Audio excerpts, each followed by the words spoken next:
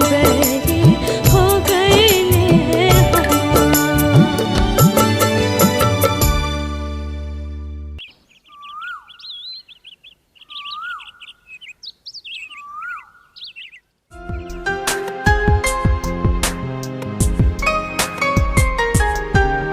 ओ घर में ये रिश्ता सबके बहुत पसंद आयल है। मास्टर के सम्राट के बहुत बड़ाई करत रहले आ हम तो इहो कहली कि हमने के तो बस लड़की चाहिए। दान दहेज लेवे देवे में हमार परिवार बिल्कुल विश्वास नहीं करेला। ये सुन के तो वो लोग बहुत खुश भइल हुई है। हाँ, उ लोग तो अपना तरफ से रिश्ता भी पक्का कर देले। ये तो बहुत बढ़िया खुशखबरी बा। अब हम फटाफट ब्याह के तैयारी शुरू करतनी। अब पंडित जी के नंबर चेतल तारा मालूम बा? डायरी में देखे के पड़ी। हाँ, हम देखतनी। अब जल्दी से मुहूर्त निकलवावे के बा।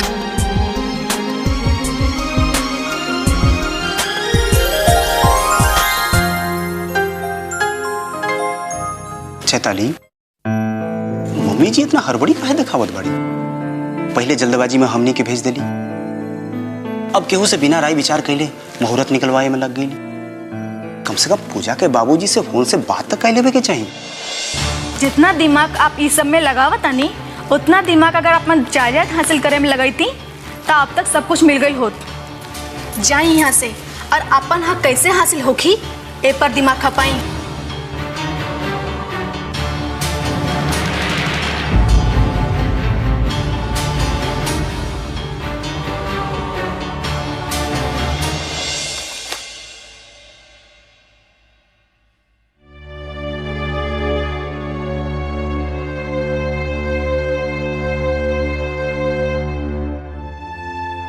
मम्मी, पता नहीं काहे पूजा के माई आपसे मिले खातिर बहुत जोर देत रहली। देखा चैताली, पूजा की माई से मिलना में हमरा कोनो आपत्ति नहीं है और पूजा की माई का हमरा ओ घर के केहू से मिला में कोनो आपत्ति नहीं है, सिर्फ मास्टर मनोहर लाल के छोड़ के। उनकरा अलावा ओ घर में हमरा के केहू ना पहचाने ला और हम नहीं चाहत कि ब्याह से पहले मास्टर मनोहर लाल हमरा के देखस। एक बारी बस ब्याह हो जाए तो फिर तो हम सबसे मिलब। निर्मला, आपके मन में कौनो बात बा जौन आप इतना चिंतित दिखाई देते हैं? नहीं, कौनो बात नहीं है। हम आपके चेहरा से ही पहचान ले ली, फिर छिपावे से का फायदा? आज पूजा के रिश्ता तय भइल बा। खुशी की जगह चेहरा पे तनाव काहे बा? का सम्राट आपके पसंद नहीं खे? हमरा के सम्राट पसंद नहीं, बहुत पसंद बा, पर तोहरा के का लगता इतना संस्कारी बेटा के माई नीक ना होखी? हम ई कहा कहत हई। हम तो बस अपन तसल्ली पूरा कैले बगैर ये रिश्ता पक्का नहीं करे चाहत रहली। लेकिन कैसे हम घर पे आए रिश्ता ठुकरा देती? वो सम्राट जैसन लड़का के का वजह बताती हम?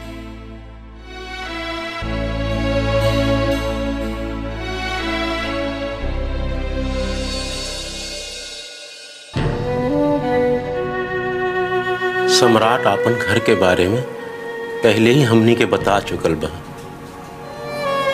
ओकर माई के तबीयत ठीक नहीं रहे, यही से ना आइली।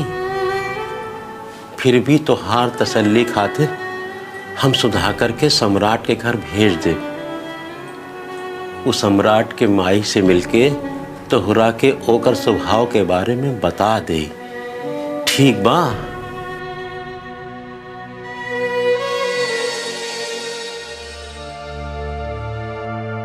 बाबूजी, ये आपकी दवाई है। बेटा, बेटा सम्राट के जीजा और बहन आके पूजा के रिश्ता सम्राट संगे तय कर गई हवन। हाँ, निशा बतौली हमरा के। बाबूजी ये तो बहुत नीक रिश्ता मिल गया हमनी के।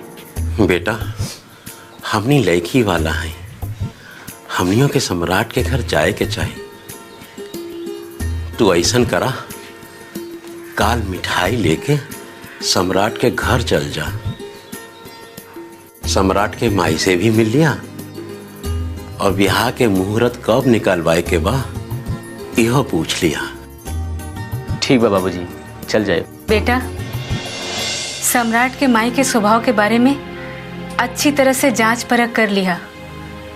तनिको ऊंच नीच होके ना तो रिश्ता पक्का करे के बाद एकदम मत करिहा। तो फिर शुरू करो माई, घर में रिश्ता से हर के हो कुछ बा, लेकिन तहरा के खुशी नहीं खे। अरे इतना अच्छा और कमाओ लेकर मिला था, बिना दान दहेज के रिश्ता होत बा और का चीज तोरा के।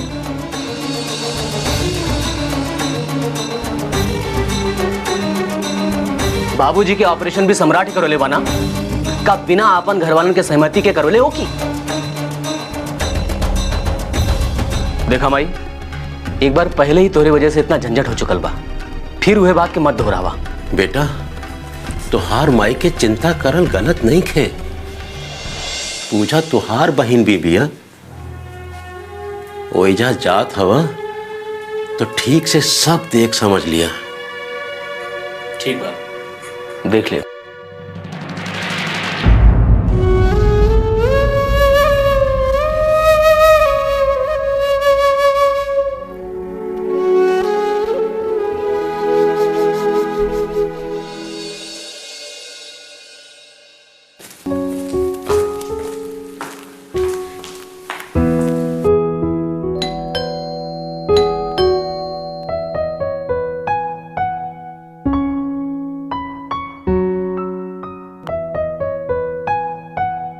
जी आप?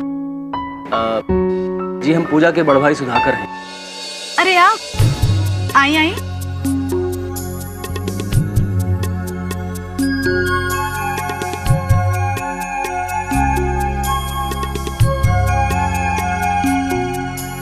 आप बैठी, हम मम्मी के बुला के लावता नहीं।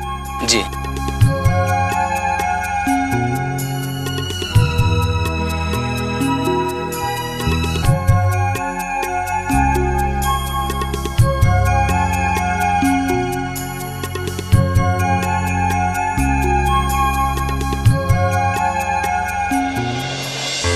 जी नमस्ते।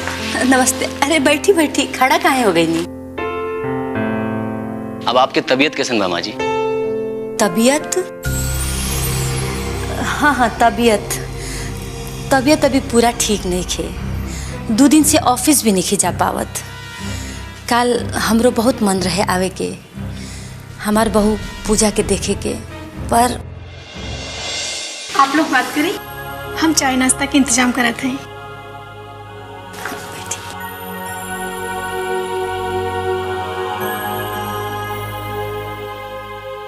माँ जी अब आप तो नहीं आ सकली, तो हम सोचले कि हमें ही जाके आप सबके रिश्ता पक्का होके कि मिठाई खिला दी। एकर का जरूरत रहे? रिश्ता पक्का हो गई, ये खुशखबरी सुन के ही हमार मुंह मीठ हो गई रहे।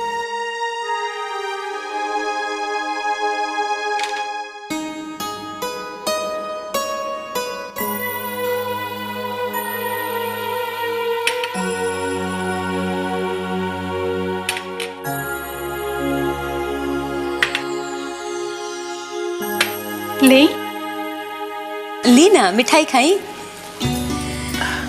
वैसे हमार बेटा आप लोग के पसंद तबा ना? जी सम्राट हमारे घर में हर केहू के पसंद बा। सब लोग रिश्ता से बहुत खुश हवन, और सच कही माँ जी तो हमार बहन खातिर सम्राट से बढ़िया लड़का मिल ही नहीं सकत रहे। आज हमरे सम्राट के जौन इतना तारीफ हो रहल बा, इस सब के पीछे आपके बाबूजी के ही हाथ बा।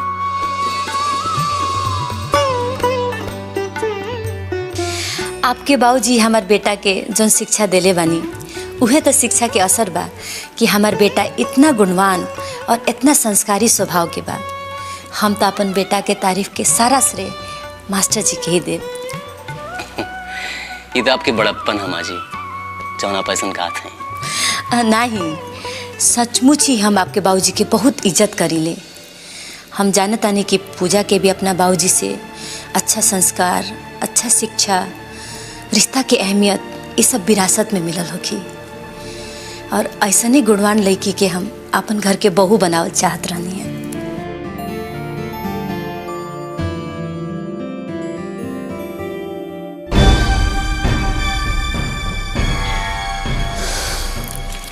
हमार का बा आज है काल ना रहब।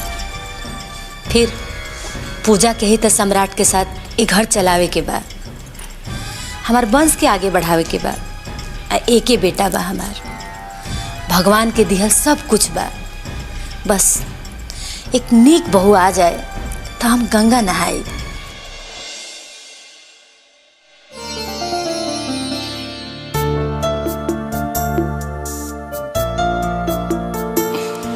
माँ जी, आपके बारे में जैसन सोचले रहली वैसे नहीं पहली। घर में हर केहू कहत रहे कि अगर सम्राट इतना नीक बा त ओकर माई कितना नीक होखी। माँ जी, सच कहीं तो आपसे मिलके दिल खुश हो गई। अच्छा माँ जी, बाबूजी पूछत रहलन कि बियाह की तारीख कब के निकलवाए के बा, ताकि हमने तैयारी शुरू कर देती।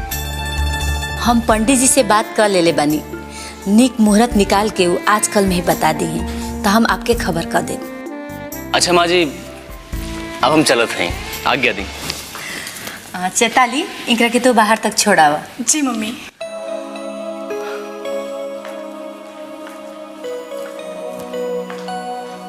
सुनी,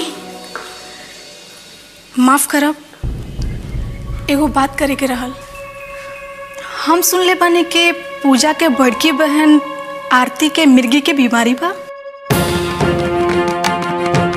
हमार बात के गलत मतलब मत लगाई, पर हमार ये जानल जरूरी बा कि कहीं पूजा के भी तो ये बीमारी नहीं बा।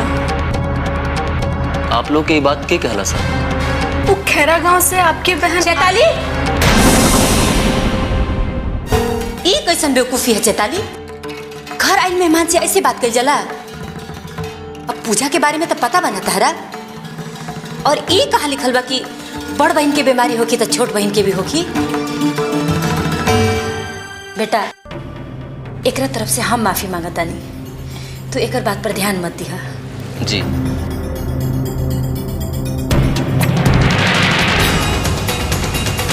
तार हिम्मत कैसे भइला ऐसन बात करे के? हम तारा के पहले कहले रहनी ना कि पूजा लूल होई, लंगड़ होई, तब वो ओकरा के हम ई घर के बहू बनाई।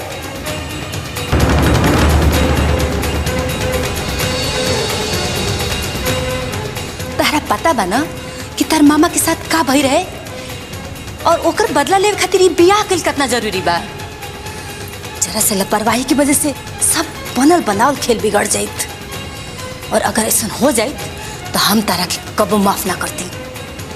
बेहतर यही में बा कि तू अपन मुंह बंद रखा और चुपचाप तमाशा देखा।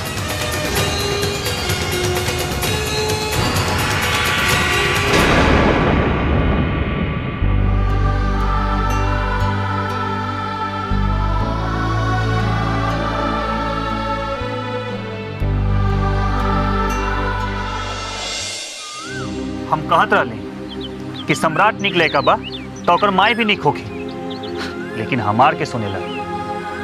अब हो गई तसल्ली। बेटा, तो अच्छी तरह से जांच परख कर ले हुआ ना? हाँ माई, सम्राट की माई के स्वभाव बहुत अच्छा बा। जैसे हमने सोच रही ना, उससे भी अच्छा।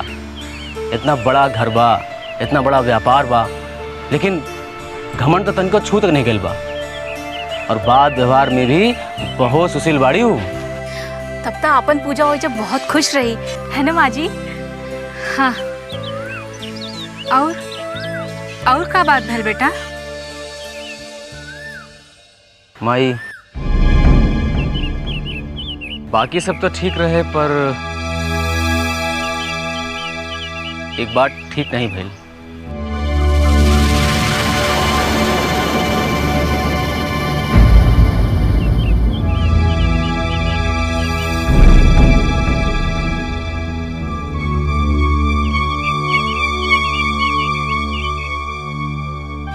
वो लोग के पता बा कि आरती की मिर्गी के बीमारी बा।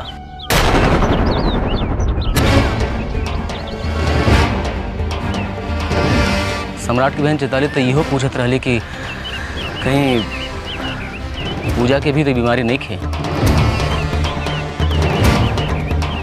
पर भैया वो लोग के पता कैसे चलली बात के?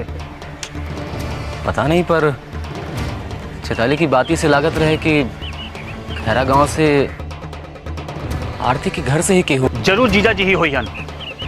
ई सब उन्हीं के कर धल ह। उहे नहीं चाहेलन कि पूजा के बियाह कहीं होके। अरे नहीं बेटा, वो ऐसा काहे करी है? तो और के करी? घुमा फिरा के कितना बार धमकी देले हवन, मालूम नहीं बा तोहरा के? उ तो बस यही ताक में रहलन कि जैसे ही घर में कोनो खुशी की खबर आए वो बस अपन चाल चल जाए। कोई ठीक नहीं कैलन। प्रभाकर सुना यार, कहाँ जाता हुआ?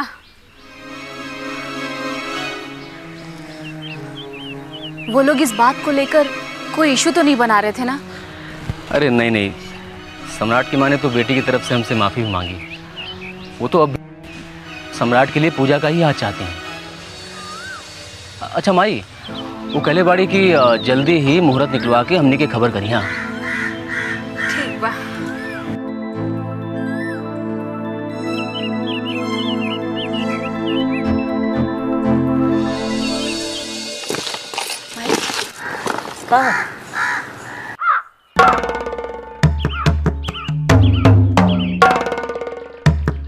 तू यहाँ अब का लेवे आइल हवा? तनी जीजा जी को बुला दी, हमरा के उनकरा से कुछ बात करके बा। का बात करे के बा? हाथ उठावे के बा या फिर से गोली मारे के बा या फिर अपन करनी के माफी मांगे आइल हवा? माफी? हम कहे माफी मांगब? गलती करे के हुआ और माफी हम मांगी? देखिए हमारा गुस्सा और मत बढ़ाई। जल्दी से जीजा जी को बुला दी बस।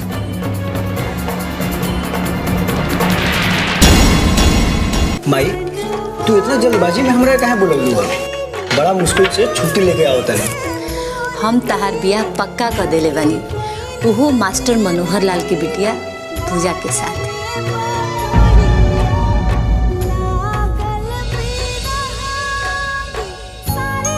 इतना जल्दी?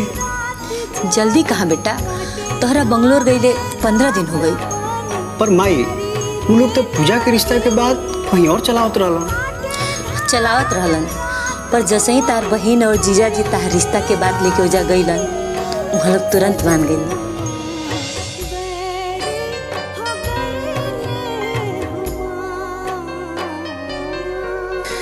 हम तब